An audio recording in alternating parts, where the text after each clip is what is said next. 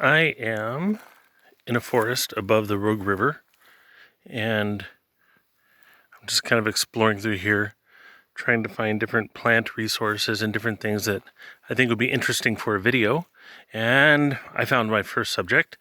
First of all, as a preface, I was here last year and I found down there over the edge of the hill towards a creek, it looks like there are a couple of ancient house pits from the tribe that used to live here. So there are structures that can still be seen in the ground where the houses would have been dug out, and they were square in shape, and then they were dug down, and then there were plank walls put up on all four sides and plank roofs going over. And so back down over that hill, down in that creek bed, or not in the bed, but kind of the hill goes down and then it flattens out, and right on the flat I found what looks like some of those old square structures remaining. And then up here, higher up on the hill, I just found this. Now, there's no way to tell for sure if this is an artifact, but I believe it is. I believe this is a net weight. You can see how the rock was broken out there, and the rock was also broken out there. The purpose for doing this is to tie a lashing around the rock.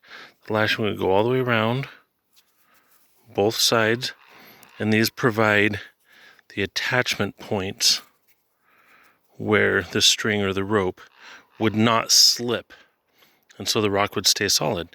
And so artifacts that take this form are usually referred to as net weights because they are very good for hanging on the bottom of a net, and it just holds the net down into the water where it can catch fish. But it could be used for many different things.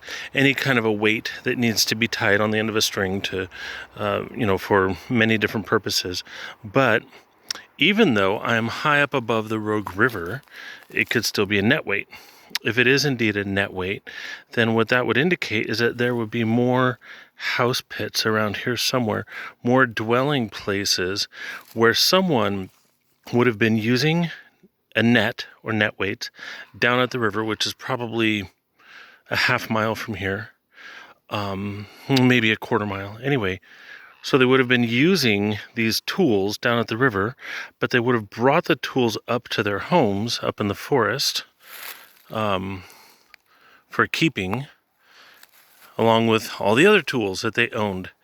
And so this one I found right here.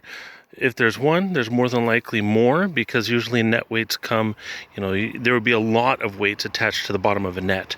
And so if there's one, there's usually several.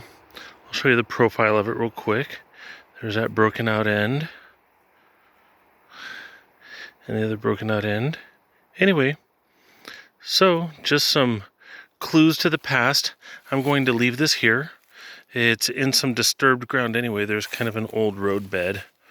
And so it's also possible that it was just simply an oval rock, and that as cars drove over it, that it broke off some pieces off of the ends.